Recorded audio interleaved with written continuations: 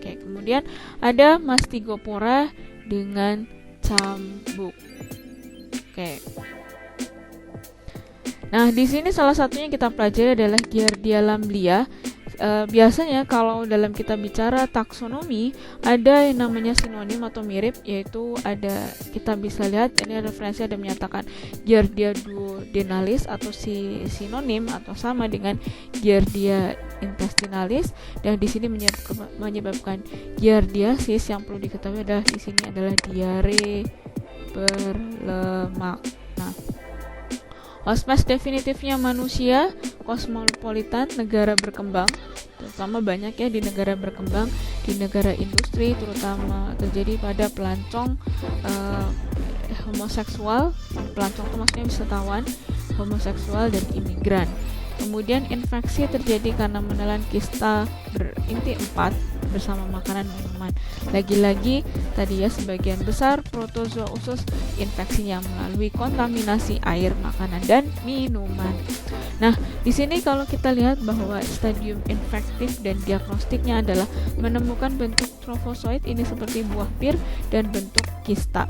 Nah, diagnostiknya di sini ada, kita lihat di sini ada 4 flagela. Dia tadi alat geraknya berupa flagela, yaitu cambuk tadi ada 4 pasang, yaitu ada di bagian anterior dan bagian posterior. Nah, selanjutnya di sini karena bentuk kistanya tadi, maka si flagela ini bisa masuk ke dalam, jadi sisa-sisanya masih ada.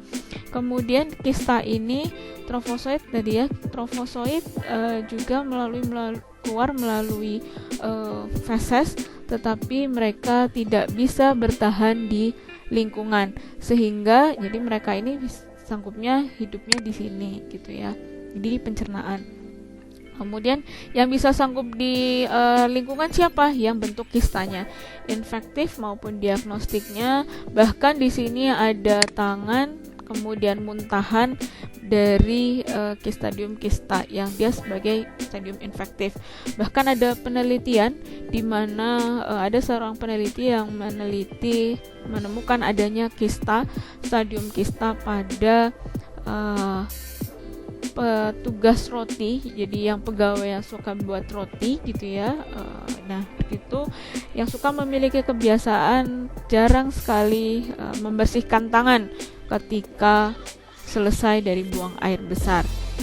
Nah, kontaminasi ini kita menelan kista sebagai stadium infektif, kemudian ada di usus besar, begitu usus halus maupun usus besar.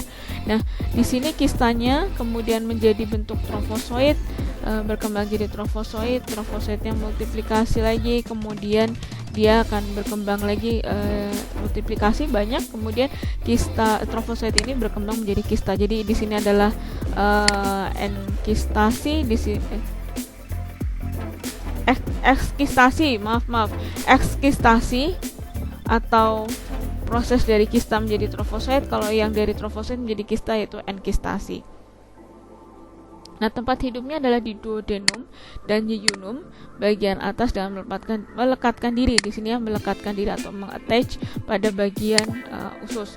Kemudian kadang dijumpai dalam saluran empedu dan kantung empedu.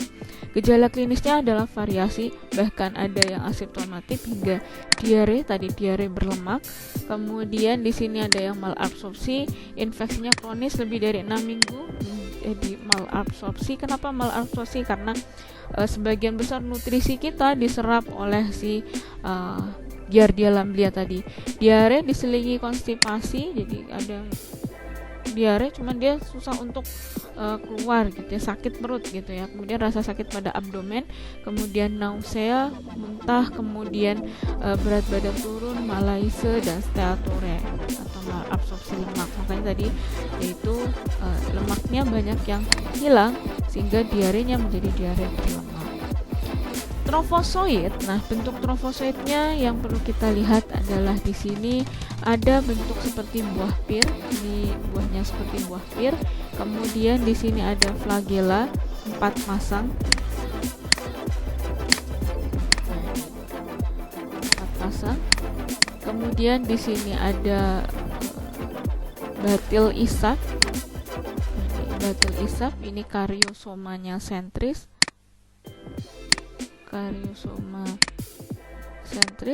Kemudian di sini ada aksostil, dan ini adalah benda parabasal begitu. Ini contohnya, jadi mirip seperti buah jambu monyet, buah pir gitu ya, atau ya layangan yang bentuknya itu ya besar gitu. Itu sama kayak kalau layangan, kalau kita orang Jawa tuh ngunda layangan, jadi menerbangkan layangan, mirip-mirip itu. Kemudian kistanya di sini dalam endoplasma tampak sisa flagela dan aksostil gitu ya, masih ada sisa-sisa dari flagela itu sendiri. Nah, ini ada aksostil, dan ini ada benda parabasal, ini nukleu itu intinya gitu ya. Kemudian ada sitoplasma, memulai awal dari sitoplasma, kemudian bisa menjadi sehingga kemudian retract dari menekuk gitu ya, kemudian dari dinding selnya. Jadi karena tadi kistanya tuh dari trofosit itu kan ada flagelanya, kemudian masuk ke dalam nekuk gitu ya, di sini makanya ada sisa-sisa dari si flagela itu sendiri. Kemudian diagnosanya adalah direct wet mount atau sediaan basah atau sediaan langsung gitu ya. Stadium trofozoid dapat diperiksa dari cairan duodenum atau biopsi duodenum. Pengobatannya melalui metronidazol dan tinidazol.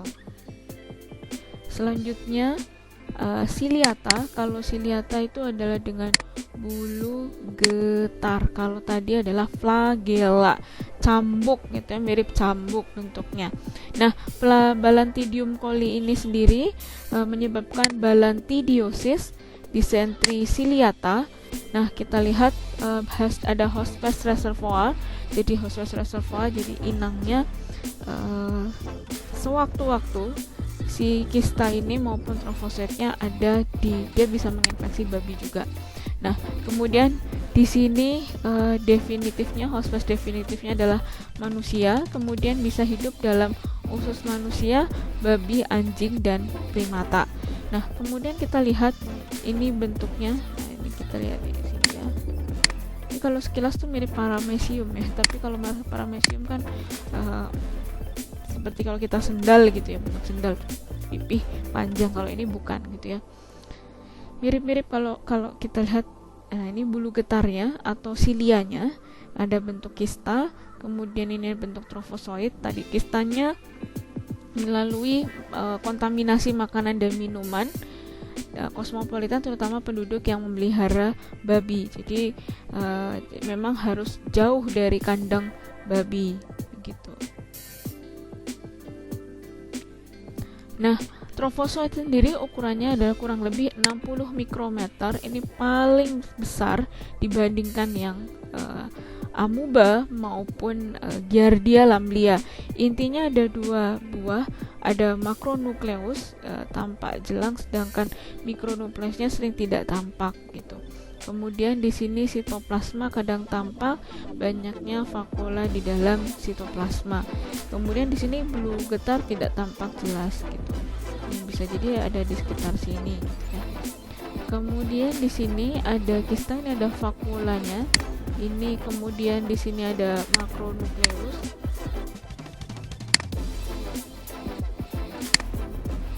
Makronukleus tampak jelas, dengan mikronukleusnya di sini tidak tampak jelas. Bentuknya oval atau lonjong gitu ya. Kemudian banyak vakuola di dalam sitoplasma. Kemudian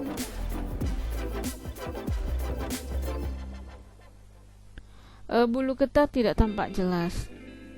Nah, cara infeksinya adalah terinfeksi bila tidak sengaja menelan kista infektif.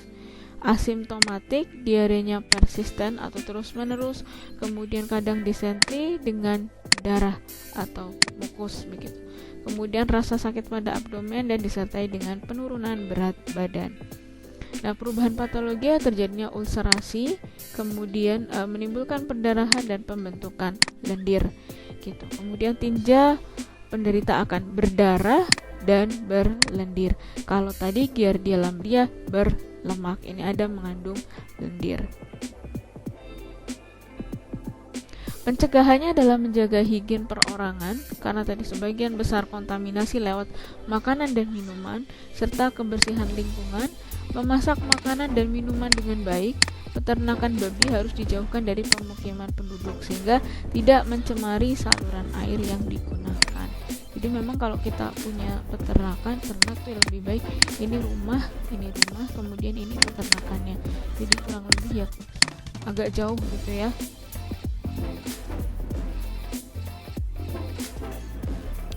Nah, kemudian kita bahas mengenai sporozoa. Dia tidak punya alat gerak, tetapi dia bisa masuk ke jaringan. Kita lihat di sini Cryptosporidium, tadi spesies plural. Nah, kenapa plural? Berarti banyak sekali gitu ya, menyebabkan penyakit Cryptosporidiasis. Kalau kita gampang mengingatnya tuh gitu, misalkan amebiasis itu entamoeba berarti amoeba. Terus kemudian giardiasis berarti giardia lamblia. Kemudian ada balantidiasis berarti disebabkan oleh balantidium. Kemudian ada cryptosporidiasis yaitu cryptosporidium. Nah, host spesiesnya di sini ada manusia, ayam, ada marmut, tikus, rubah, kemudian sapi, kambing, domba, anjing, kucing. Dia opportunistik. Kemudian oral fekal tidak sengaja menelan ookista tadi ya. Kalau yang lainnya ada kista maupun trofozoid, kalau Cryptosporidium ada ookista. Nah, kita lihat di sini bahwa ookista itu yang bersporula, yang di sini mengandung sporula. Nah, ini siap untuk menginfeksi begitu ya. Nah, itu keluar dari feses inang, kemudian ada kontaminasi melalui makanan dan minuman melalui ookista, atau misalnya kita bisa lewat nih rekreasi gitu ya, kita berenang kemudian tidak sengaja menelan ookista. Nah, kemudian di sini lewat juga kontaminasi minuman. Nah, ini lebih banyak ke makanan dan minuman. Nah, kemudian si ookista ini tidak sengaja tertelan oleh kita. Nah, kemudian di sini akan berkembang dalam usus halus. Nah, di mana di sini bentuk A-nya dari ookista, terus kemudian dia sporula ya, sporozoid mengeluarkan sporulanya jadi bentuk sporozoid. Sporozoid di sini ada trofozoid di situ ya. Nah, trofozoid ini berkembang menjadi meron tipe 1. Kemudian dia melakukan siklus aseksual gitu ya. Nah, melalui siklus aseksual ini berkembang jadi merozoid. Nah, merozoid ini akan berkembang lagi di siklus seksualnya menjadi merozoid jantan betina. Kemudian di sini ada gamon membentuknya semacam gamet gitu ya. Gamet itu yang belum terdiferensiasi atau belum dibedakan, kemudian akan berkembang menjadi makrogamon dan mikrogamon sehingga menjadi menghasilkan mikrogamet. Nah, mikrogamet inilah kemudian ini jadi zigot ya, makrogamet, mikrogamet, zigot, kemudian jadi ookista yang bersporula gitu ya. Dinding tebal bersporula keluar melalui inangnya, dan akhirnya dia si yang tadinya keluar dari inang terus kemudian menjadi bentuk sporula atau pematangannya ada di lingkungan begitu. Kemudian distribusi geografis kosmopolitan pertama kali tahun 76. Nah, ini paling banyak ditemukan pada HIV/AIDS tadi, makanya infeksinya opportunistik. Nah, kemudian di sini ada outbreak tahun 93 di Milwaukee ke Wisconsin, Amerika, menginfeksi 400.000. Tadi kontaminasi air melalui air rekreasi. Kemudian di sini ookistanya. Nah, ookista bentuk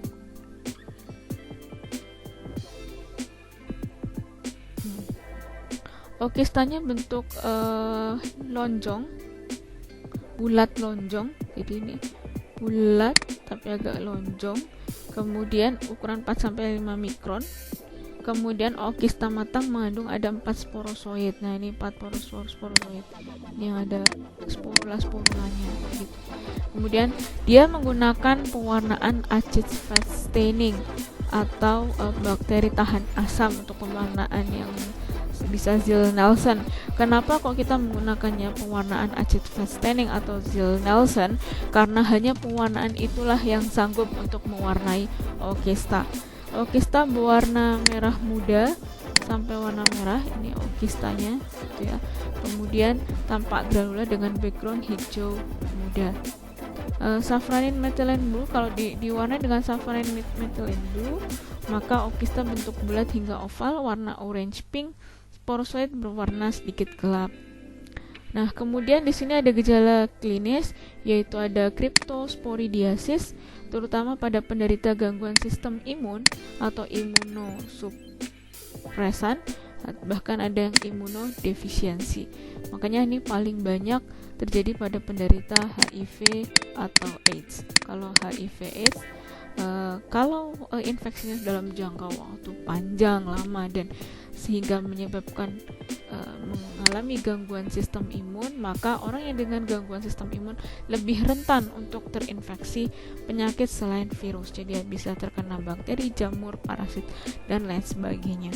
Manifestasi bervariasi, ada asimptomatik bahkan hingga gejala berat. Gejala klinis yang sering terjadi adalah diare berair gitu ya, diare cair gitu ya. Kemudian dehidrasi, penurunan berat badan, dan kemudian sakit pada abdomen, demam, mual, muntah. Nah, di sini pada penderita imunokompeten, yaitu yang memiliki gangguan imun, di mana di sini gejala klinis berlangsung sampai 1-2 minggu. Kemudian di sini gejala berat pada immunocompromised, ini terutama pada penderita HIV. Di sini terutama penderita yang dia kadar CD4-nya kurang dari 200 per mikroliter. Nah, di sini selain usus halus, Cryptosporidium juga dapat menginfeksi paru dan konjungtiva.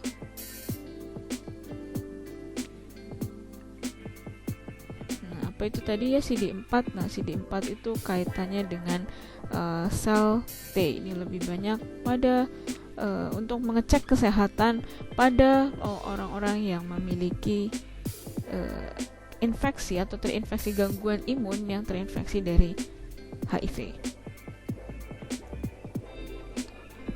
Kemudian di sini diagnosanya melalui tadi identifikasi okista melalui acid-fast staining atau modifikasi dari Ziehl-Neelsen, bukan berarti trichrome dan lain sebagainya. Apakah tidak bisa gitu ya trichrome? Ya karena tadi saya sebutkan sebelumnya bahwa dia bisa melalui pewarnaan tahan asam. Kemudian diagnosanya spesies melalui PCR atau molekuler. Kemudian di sini ada safranin methylene blue staining dan pemeriksaan melalui imunologi, yaitu IgM, IgG, dan IgA Cryptosporidium dengan ELISA atau immunofluorescence antibody assay. Nah, kalau misalnya ELISA ini kan kita lihat ya melalui banyak metode. Kalau ELISA tuh begini, ada seumuran, ada di kesini ada 12 well. Nah, kesini ada atau 12 baris, dan di sini ada 8 kolom. Total ada 96 well. Jadi ini pakai well pad, dibaca dengan ELISA reader. Nah, kemudian kalau immunofluorescence assay kita menggunakan mikroskop gitu ya, pengamatannya dengan itu. Nah, untuk melihat bagaimana perpendarannya. Nah, pengobatan dan pencegahannya yaitu pada sistem imun normal menggunakan nitazoxanid, dewasa dosisnya 2 kali 500 mg selama 3 hari, anak usia 1-11 tahun dosisnya 2 kali 100 mg selama 3 hari, pada penderita imunocompromised seperti tadi yang HIV, spiramisin dan paromomisin. Untuk pencegahannya adalah mencuci tangan, ini bukan mencucui gitu ya, tapi mencuci tangan sebelum makan dan merawat penderita diare. Tadi karena diarenya berair ya. Kalau silia tadi balantidiasis, diarenya berlendir. Kalau yang amebiasis, diarenya berdarah. Kemudian kalau giardiasis, amebiasis tadi diare berdarah, giardiasis diare berlemak. Di sini menjaga kebersihan makanan dan minuman yang dikonsumsi. Baik, sekian dari pemaparan saya terkait dengan protozoa usus.